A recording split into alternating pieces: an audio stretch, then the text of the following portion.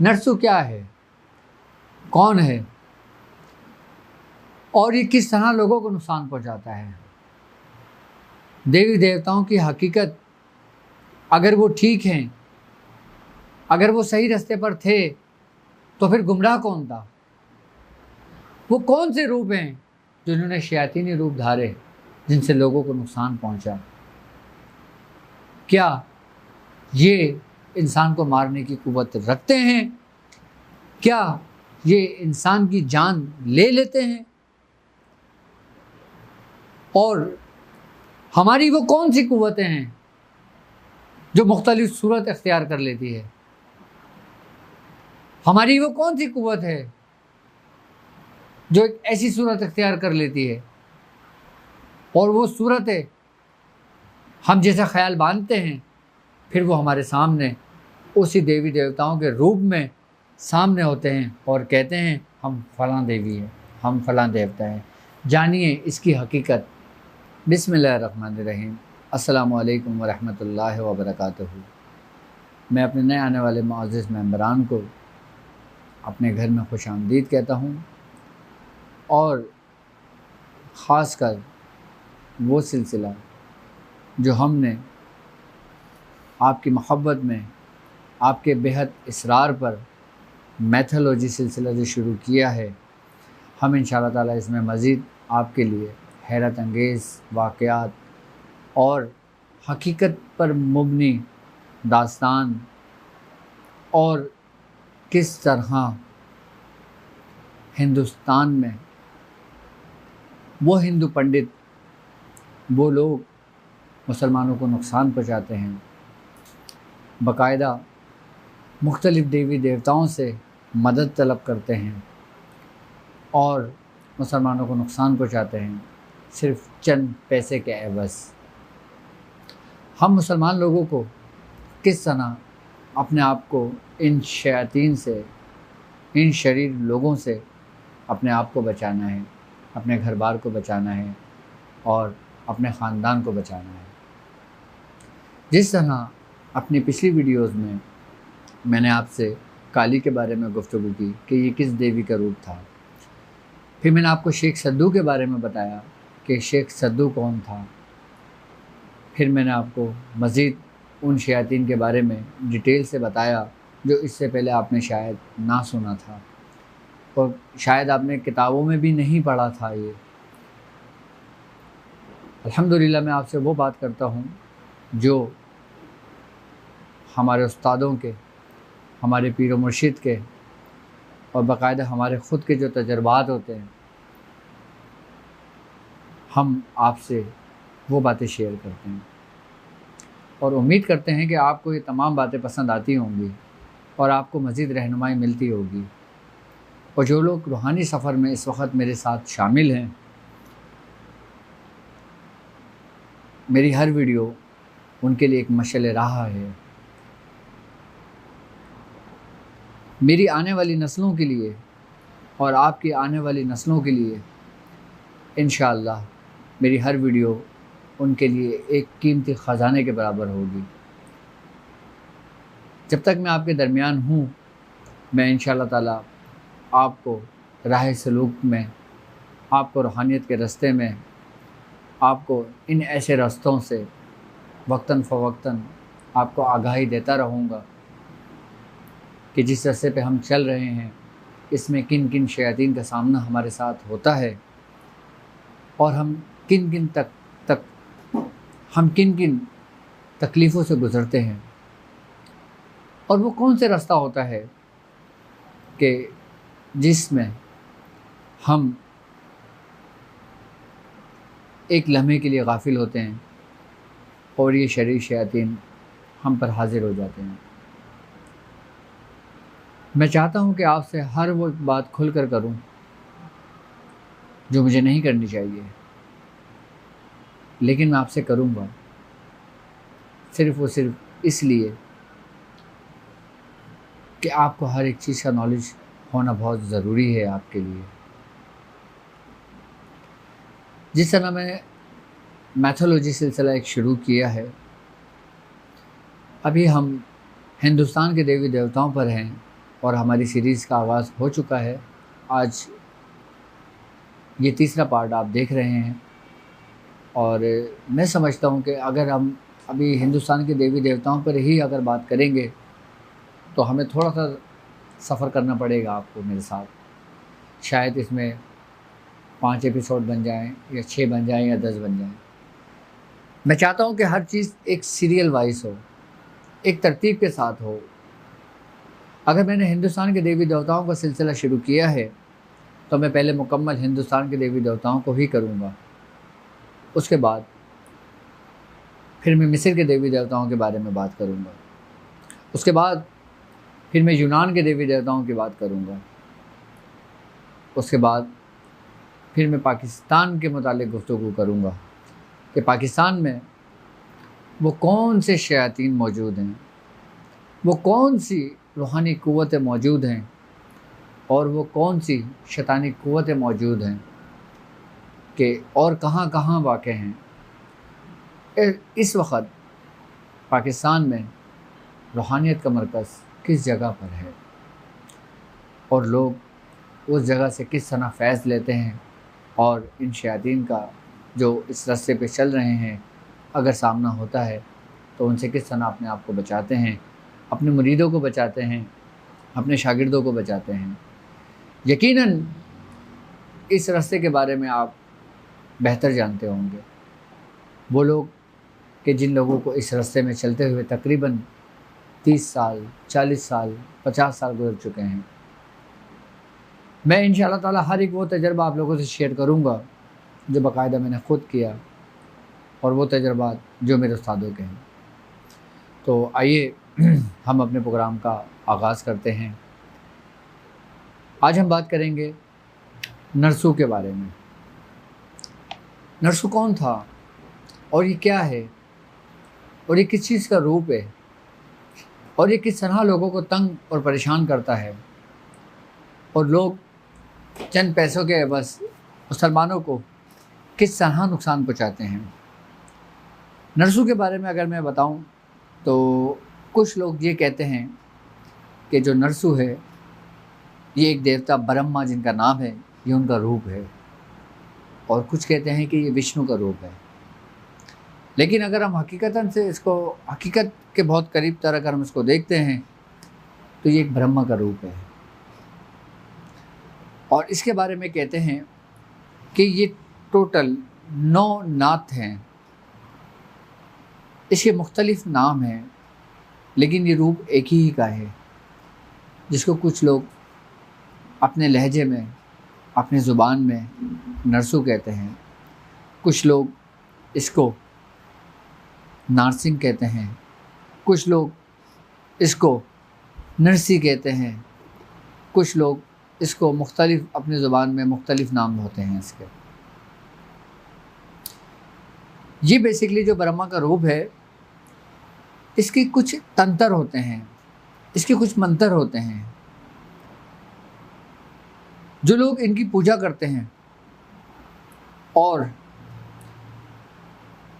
इनकी शक्ल की एक तसव्वुर बांधते हैं और तसव्वुर बांध के जिस नियत से वो जो काम करते हैं तो फिर वो उसकी मदद करते हैं जिसकी जो शख्स पूजा करता है। इनकी पूजाओं का बाकायदा सामान रखा जाता है। अगर मैं आपसे नरसू ही की बात करता हूँ कि नरसू के जो आमिलीन हजरात होते हैं जो हर जगह मौजूद हैं, हिंदुस्तान में भी हैं, पाकिस्तान में भी हैं और दुनिया भर में मौजूद हैं। जो लोग नरसू की पढ़ाई करते हैं वो बाकायदा तौर पर इसके सामान का एहतमाम करते हैं, वो सामान जो इसकी पूजा में इस्तेमाल होता है, जिसे वो हलवा पूरी रखते हैं, हलवा बना के रखते हैं और एक सिगार रखते हैं। जो आमिलीन या तो सिगार पीता होगा वो इसका आमिल होगा। अगर कोई आमिलीन इसका सिगार नहीं पिएगा तो वो ज़रूरी नहीं कि इसका आमिल हो। और अगर कुछ आमिलीन ऐसे भी होते हैं कि जो सिगार नहीं पीते लेकिन वो सिगार जला के रखते हैं उस वक़्त जब इसकी वो पढ़ाई करते हैं, इसकी हाज़िरी करते हैं और फिर अपने मकासद के लिए दुनिया में लोगों को तंग और परेशान करने के लिए भेजते हैं। क्यों? क्योंकि ये जाहिर सी बात है, अगर आप किसी शैतान को हाजिर करेंगे, आप किसी शैतान की पूजा करेंगे, तो वो खैर का काम तो करेगा नहीं, आपको भलाई का काम तो करेगा नहीं। यकीनन वो अगर आप भलाई के रास्ते पर भी होंगे तो वो आपको गुमराही के रास्ते पर ले जाएगा। कुछ लोग, बल्कि मैं ये कहूँगा कि कुछ ऐसे भी लोग मौजूद हैं कि जो शॉर्टकट के रास्ते में इस रास्ते पे चल पड़ते हैं, क्योंकि शैतानी अमलियात में इस तरह वक्त नहीं लगता। ये बहुत कम अरसे के अंदर बहुत जल्दी क़ुव्वतें इंसान को हासिल हो जाती हैं, और ये वो क़ुव्वतें हासिल होती हैं जो वक्ती होती हैं। इसका कोई फ़ायदा नहीं होता कि बहुत जल्दी ख़त्म हो जाती हैं। अब जो लोग नर्सों के आमिल होते हैं, उनकी पहचान ये होती है कि वो अपने पास लाल रंग का कपड़ा रखते हैं या लाल रंग का रुमाल रखते हैं, या जब वो उसकी हाज़िरी करते हैं तो वो लाल कपड़ा बिछाकर उसके ऊपर सामान रख कर बाकायदा इसकी पूजा पाठ का एहतमाम करते हैं। आप क्या समझते हैं?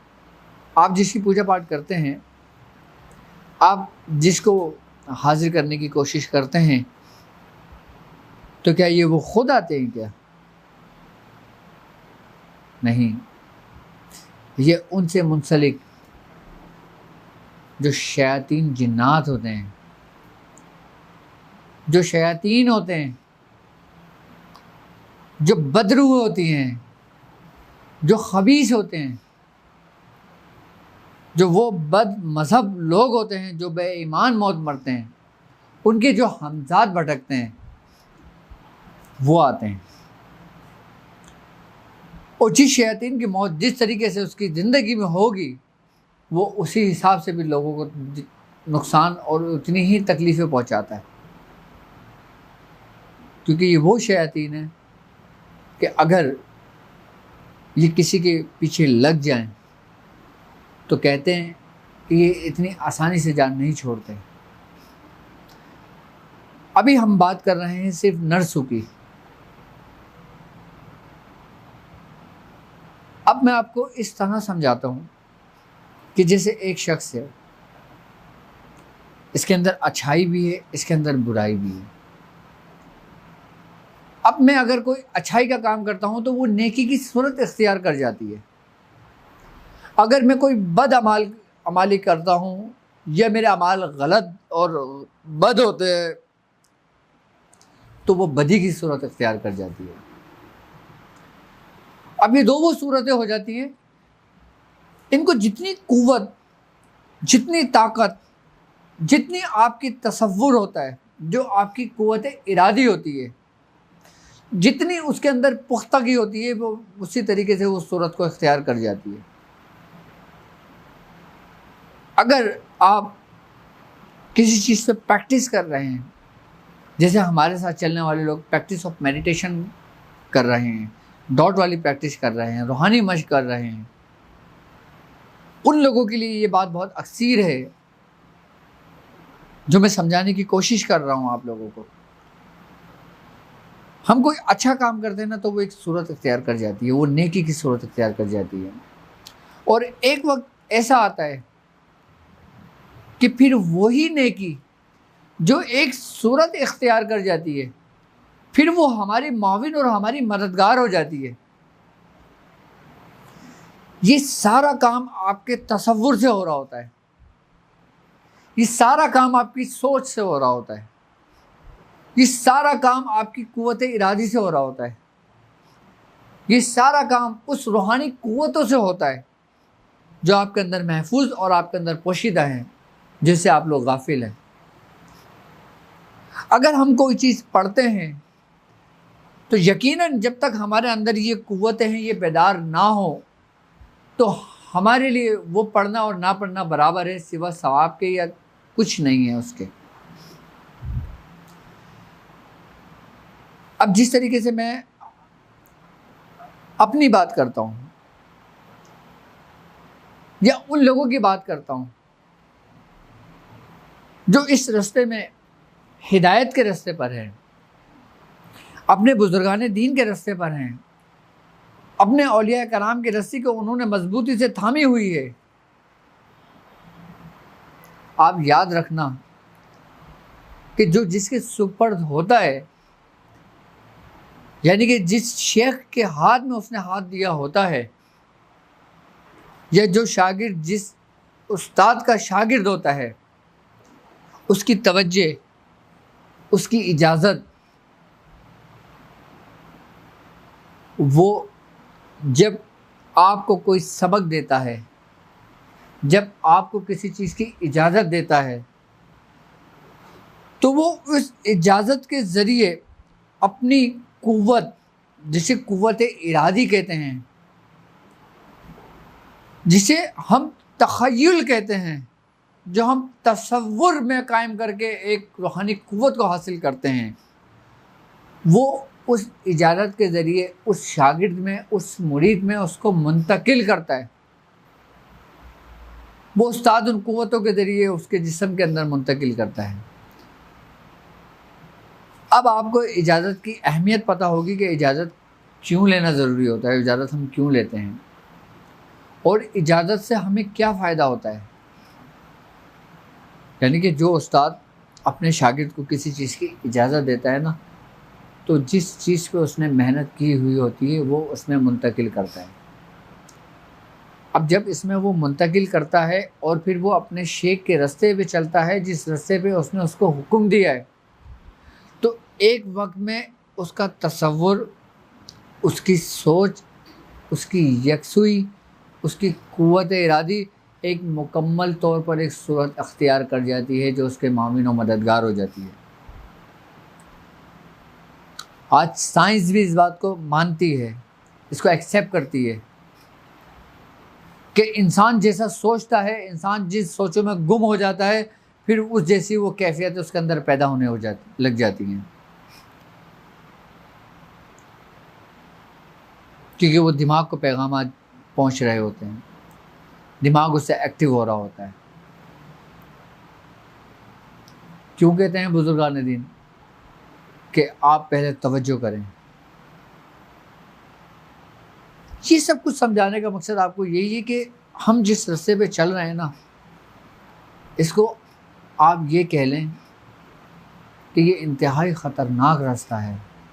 बिना मुर्शिद के, बिना उस्ताद के, ये एक ऐसा रास्ता है कि इसमें हर तरफ आगे आगे, हर तरफ शोले ही शोले हैं, और आपने चलना है। और उस्ताद की अहमियत और हैसियत ऐसे है कि जैसे आपके हर तरफ शोले बिखरे हुए हैं, उस्ताद आपको आता है और आपको अपने सिमत लेता है, और फिर आप वहाँ से आपको उस रास्ते से गुजार देता है। जिस तरह मैंने अभी आपको समझाया कि हमारे अंदर जो रूहानी क़ुव्वत है, जो हमारे अंदर नेकी का अंसर जो है, वो एक हैवले की सूरत इख्तियार कर जाता है। इसी तरह जो लोग इस रास्ते से भटक जाते हैं, अभी मैं आम लोगों की बात नहीं कर रहा, अभी मैं उन लोगों की बात कर रहा हूँ जो इस रास्ते पे चल रहे हैं, फिर किस तरह वो रहमान के ताबे हो जाते हैं और किस तरह वो शैतान के ताबे हो जाते हैं। क्योंकि हर क़ुव्वत इंसान को हज़म नहीं होती, हर पावर इंसान को हज़म नहीं होती।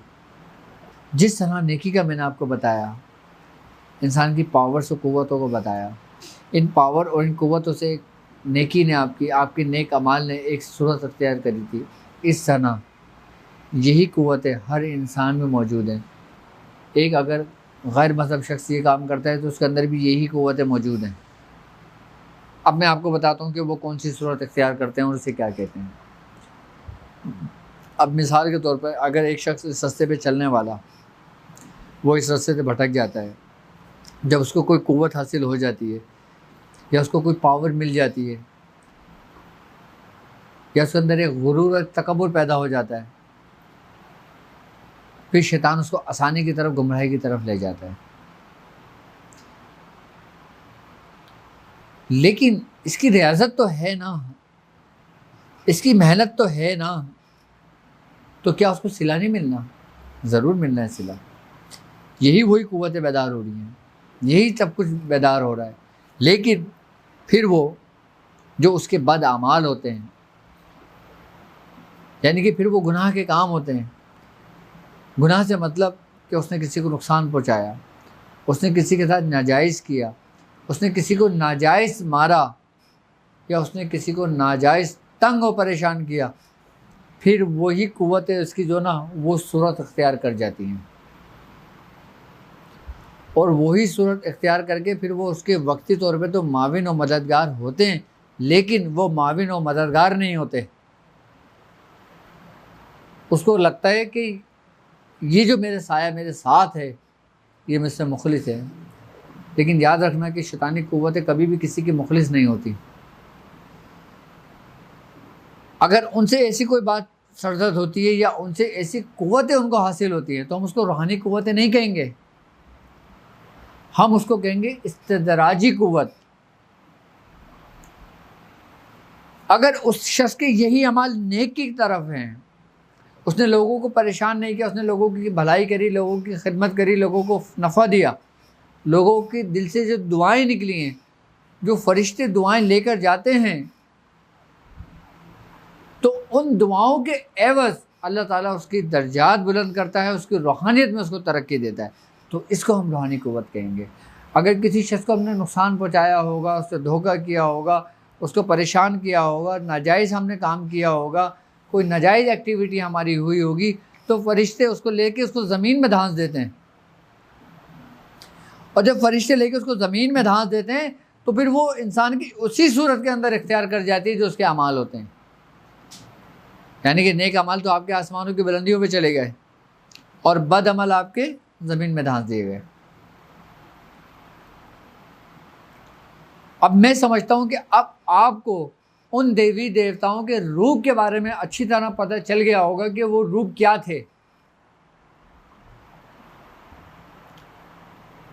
अब ब्रह्मा को ले लें, आप विष्णु को ले लें, आप जिसने ले लें, जिनके इनके अवतारों को ले लें,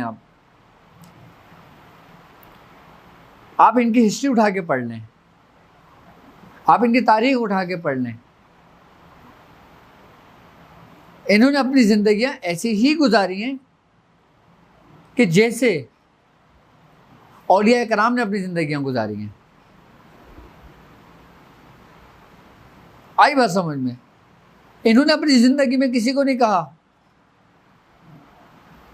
कि जब मैं मर जाऊं तो तुम मुझे पूछना,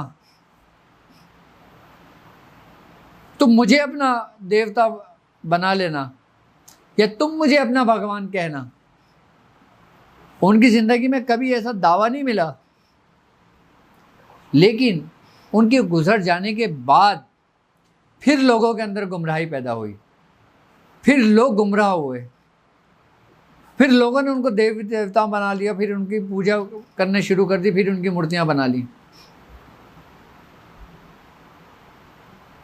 और मैं आपको एक बात बताऊं, खैर मैं ये बात कहूँगा कि हिंदुस्तान और पाकिस्तान के अंदर मुसलमानों पर हज़रत इमाम अहमद रज़ा ख़ान बरेलवी का एक बहुत बड़ा एहसान है इन मुसलमानों पर कि इन्होंने मुसलमानों को गुमराही से बचाया। इन्होंने अपने फतवे के ज़रिए, अपने इल्म के ज़रिए, अपनी रूहानियत के ज़रिए लोगों को ऐसी गुमराही से बचाया जो आज हिंदू गुमराही पे लगे हुए हैं। जिस तरीके से हिंदू एक मूर्ति को पूजा करते हैं, आप क्या समझते हैं कि आप मुसलमानों को अगर देखते हैं तो अगर कोई दरगाह है तो आपने लोगों को वहाँ नहीं देखा कि लोग सजदा करते देखते हैं? फ़ौरन इमाम अहमद रज़ा ख़ान बरेलवी ने फतवा दिया, आपने फ़ौरन हज़रत इमाम अहमद रज़ा ख़ान बरेलवी रहमतुल्लाह अलैह, आपने फ़ौरन उनको फतवा दिया कि ये नाजायज़ है, ये शिर्क है, ये गलत है, ये बिद्दत है। आपने लोगों को रोका, लोगों में शऊर पैदा किया। उस वक़्त आप जैसी हस्ती अगर पैदा ना होती तो शायद ये बहुत गुमराही, ये भी उन्हीं के रास्ते पर होते।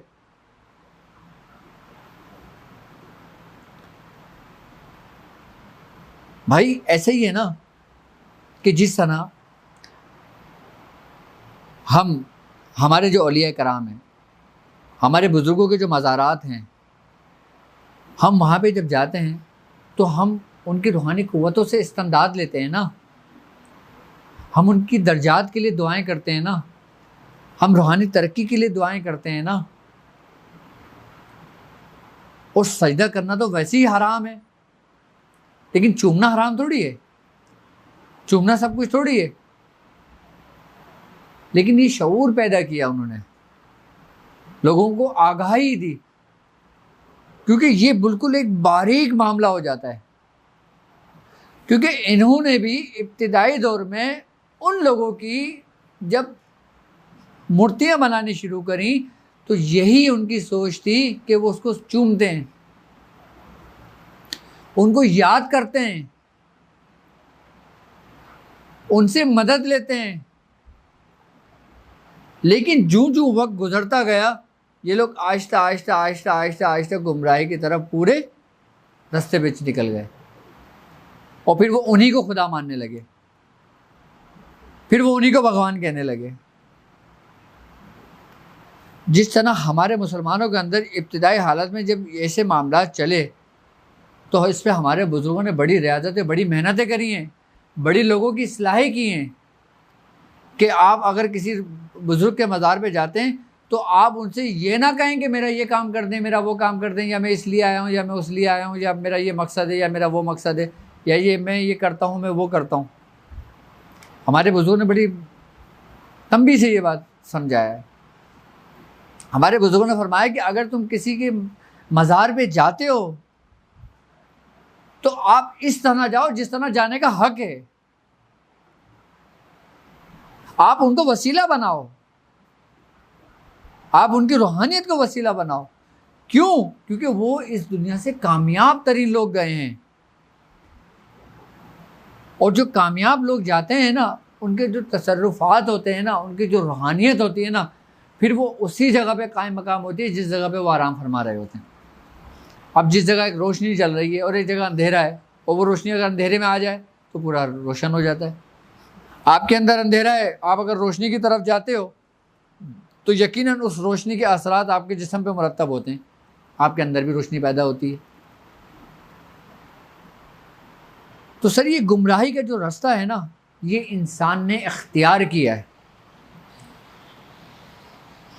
और ये उन लोगों ने इख्तियार किया है कि जिन लोगों को संभालने वाले लोग नहीं थे।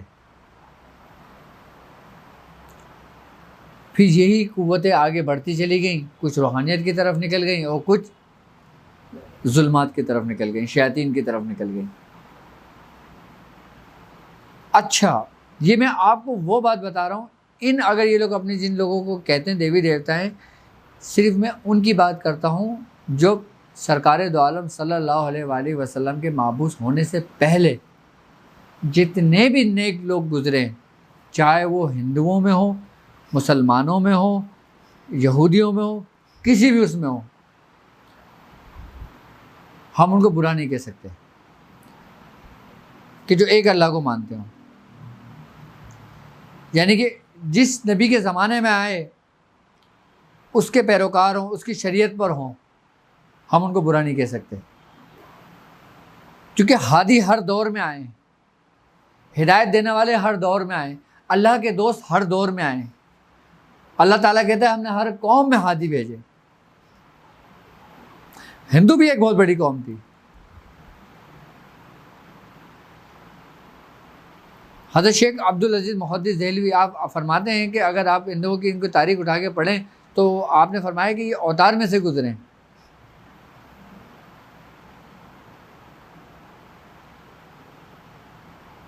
आप इनकी सामान्य हयात उठा के पढ़ेंगे, इनमें कहीं भी नहीं आपको ऐसा लिखेगा कहीं शिर्क का आंसर हो। लेकिन गुमराही आज के दौर के लोगों ने की है, अब के दौर के लोगों ने की है। लेकिन ये बात याद रखना, अब अगर कोई नेक शख्स चाहे किसी भी मज़हब में हो, कैसा भी हो, जब तक वो सरकार दो आलम सल्लल्लाहु अलैहि वसल्लम की रिसालत को कबूल नहीं करता, उसकी सारी पारसाई उसके मुंह पे मारी जाएगी, कोई काबिल कबूल नहीं होगी।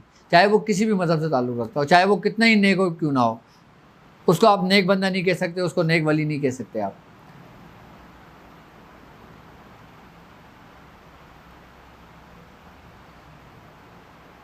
क्यों? क्योंकि नबी करीम सल्लल्लाहु अलैहि वसल्लम के माबूस होने के बाद फिर ये दरवाज़ा ये समझ लें कि उस वक़्त तक क्लोज़ कर दिया गया। क्या? कि जिसने नबी की रिसालत को नहीं माना वो काफिर है। अब जिस तरह अब अगर हम इब्तिदाई दौर की बात करते हैं, हज़रत इब्राहीम अलैहिस्सलाम गुजरे हैं, आदम अलैहिस्सलाम गुजरे हैं, हज़रत मूसा अलैहिस्सलाम गुजरे हैं। कोई हज़रत मूसा अलैहिस्सलाम को मानता था, कोई नहीं मानता था। कोई हज़रत ईसा अलैहिस्सलाम को मानता था, कोई इब्राहीम अलैहिस्सलाम को नहीं मानता था। कोई दाऊद अलैहिस्सलाम को मानता था, कोई सुलेमान अलैहिस्सलाम को नहीं मानता था। लेकिन सरकार दो आलम सल्लल्लाहु अलैहि वसल्लम के बाद ये तमाम दरवाजे बंद कर दिए गए और ये हुक्म दे दिया गया कि जो आपको मानेगा वो हिदायत पर है, जो आपको नहीं मानेगा वो काफिर है, चाहे वो किसी भी मज़हब से ताल्लुक़ रखता हो। क्योंकि आप खातमुन नबिय्यीन हैं, आपके ऊपर नबूवत ख़त्म कर दी गई है, आप अल्लाह के आखिरी नबी हैं। और ऐसे अल्लाह के नबी हैं कि अल्लाह तबारक ताला ने अपनी तमाम नेमतें आप पे तमाम कर दी हैं। अब आपके दिल में ये ख्याल पैदा हुआ होगा, यकीनन हुआ होगा, कि जिन देवी देवताओं की ये लोग बात करते हैं, अगर वो सही थे या नेक लोग थे तो फिर उनके ज़रिए गलत काम क्यों होता है? फिर उन्होंने ऐसे भयानक रूप क्यों इख्तियार किए? फिर क्यों उन्होंने ऐसे शैतानियत की तरफ चले गए? क्या ये वही हैं? इसकी क्या हकीकत है?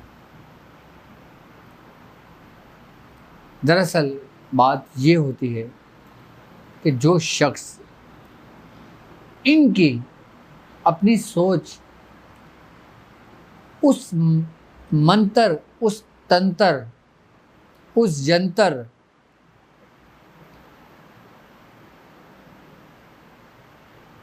जो उसको तालीम किए जाते हैं, उनके ज़रिए जब वो उनकी पूजा पाठ करता है तो याद रखना ये वो नहीं होते,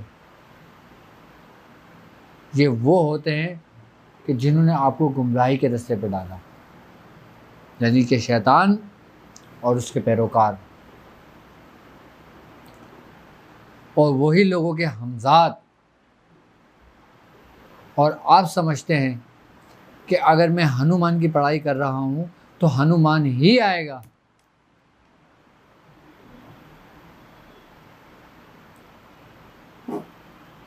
आप जैसा ख्याल और जैसा तसव्वुर रखते हो ना, मैंने अभी आपको थोड़ी देर पहले क्या समझाया था कि हम जैसा तसव्वुर रखते हैं, हम जैसा ख्याल रखते हैं, हम जैसा सोचते हैं, फिर वो एक सूरत अख्तियार कर जाती है। उम्मीद करता हूँ कि नरसू के मुतालिक आपको काफ़ी हद तक समझ में आ गया होगा कि नरसू क्या है। अब हम बात करते हैं कि किस तरह, एक मिनट, अब हम बात करते हैं कि जब कोई आमलीन हजरात नरसू के ज़रिए कोई इंसान को नुकसान पहुंचाता है या नरसू के ज़रिए इंसान को कोई चोट पहुंचाता है या उसको कोई मुठ मारता है, तो उसके क्या सिम्टम इंसान के जिस्म के अंदर पैदा होते हैं। सबसे पहली बात ये होती है कि जो नरसू का अमल जो होता है, जो आमलीन हजरात करते हैं, जिस तरह मैंने आपको बताया कि ये 9 नत हैं और ये मुख्तलिफ़ कैफ़ियत होती हैं इनकी। जैसे मिसाल के तौर पर अगर मैं नरसू ही की बात करता हूँ तो ये सबसे पहले इंसान की बिनाई पर असरअंदाज होता है, यानी कि इंसान की बिनाई कम होनी शुरू हो जाती है, उसकी आंखों में धुंधलापन सा आने लगता है।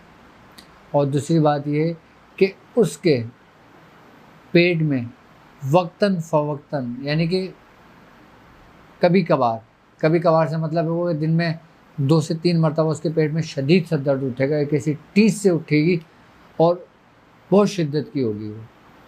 और उसके साथ साथ उसकी जो रीढ़ की हड्डी है ना, वो उसकी मुतासिर होनी शुरू हो जाएगी। नरसू जो होता है वो इंसान को फिर ये कैफियत पैदा कर देता है।